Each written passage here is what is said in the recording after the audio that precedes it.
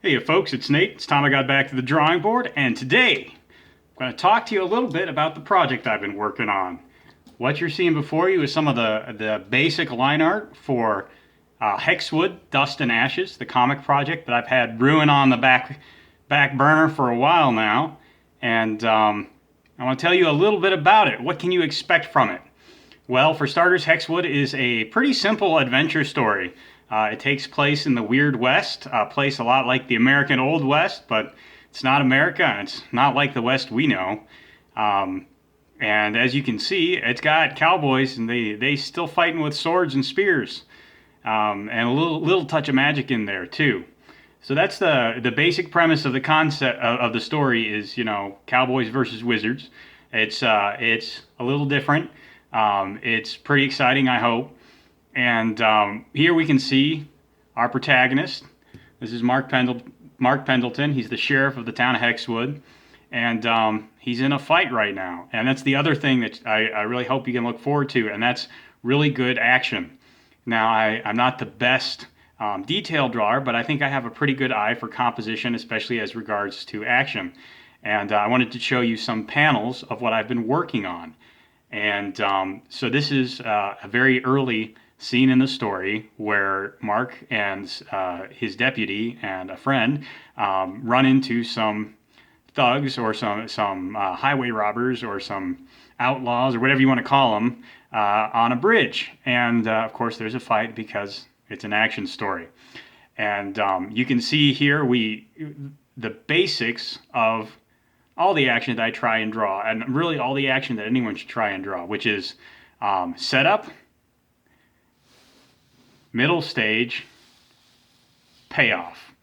Now, here we have the setup. This shows Mark and his opponent in their initial positioning. Of course, there's a positioning before this as Mark closes into melee range and a whole bunch of other things going on. But every action sequence has a basic structure to it. So setup. You want to show everyone involved and where they are in relation to each other and basically what they're working with. Now you can't actually see Lawrence, Mark's opponent. He carries a shield as well as a spear. You can't see it in this shot, but it was the last thing he was using in the previous shot. So that's kind of established. That kind of needs to be carried over. But the essential parts, Mark and Lawrence, their relative distance, the weapons they have in play, are all established. You also see Mark's left hand coming forward here. And generally when he's fighting, he keeps his left hand back on his hip because he uses a saber-based style of combat. And so you kind of just keep that hand out of the way most of the time. But he's about to use a grapple, so he's bringing it forward into play. All that is established in this panel. So panel two is the execution, the midpoint. So now we see that Mark has kind of grabbed Lawrence by the spear and is using it to pull him closer as he brings his other hand up. Of course, this could be the setup for a stabbing attack. His point is already right there, pointed towards Lawrence. And he could be, just looking to end it that way, but that's not what he's doing. Lawrence is a white hat, as you can see. That's a very deliberate part of the language of Westerns. White hats means he's a good guy. He's not going to try and kill an opponent, at least not right away. So he's a white hat, so that's not what he's going to do. And then we have, a lot of movement. We see that Mark's left hand is in the process of moving here. Lawrence is kind of trying to catch up as he's being pulled in, so we see his leg in motion.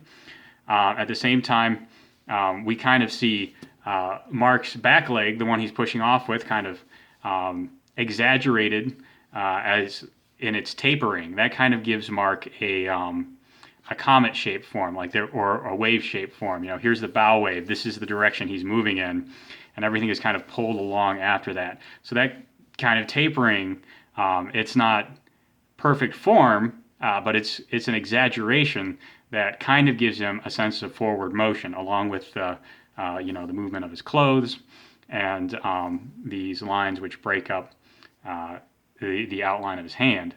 And that brings us to the third and final panel, which is, of course, the payoff, the punch.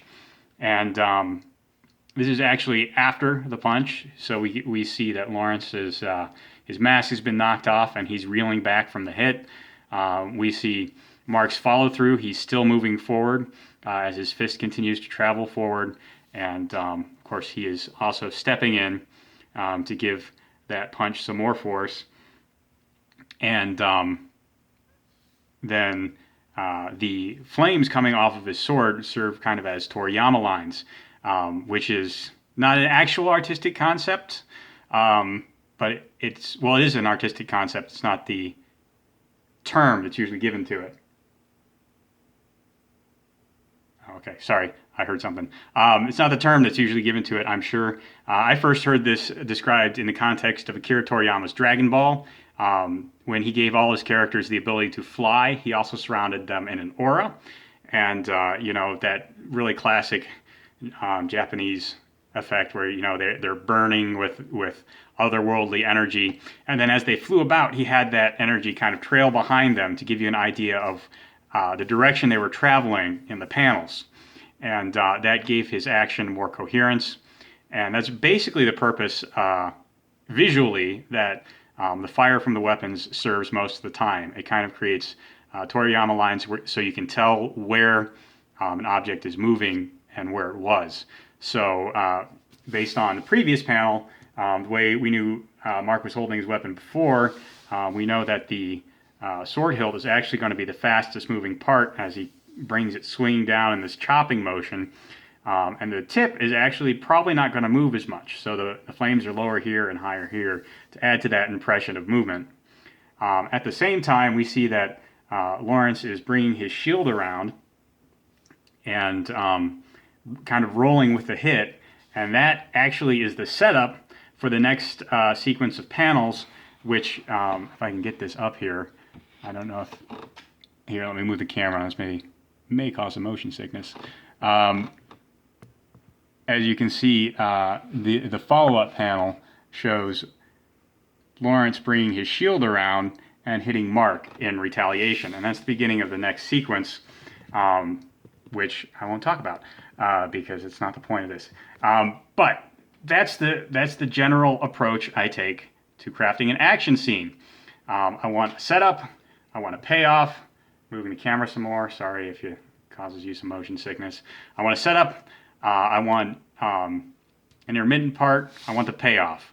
And every action scene should work that way, whether it's 20 pages or just 3 panels.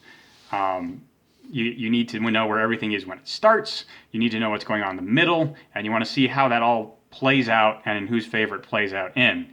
And within those scenes, you want those moments set up, execution, payoff to play out over and over again. And you want them to seamlessly transition, as you see in the final panel where Lawrence rolls into a counter. You want them to seamlessly transition into each other so that your fight has a natural progression and a sense of natural choreography to it. And that's part of what I'm trying to do in the action scenes that I hope to bring you when Hexwood launches. So that's a little bit about Project Hexwood. That's a little bit about what I'm trying to do with the storytelling and the illustration. I hope you enjoyed that. There's a like button and a subscribe button down below. You can use them as you see fit, and I'll talk to you later.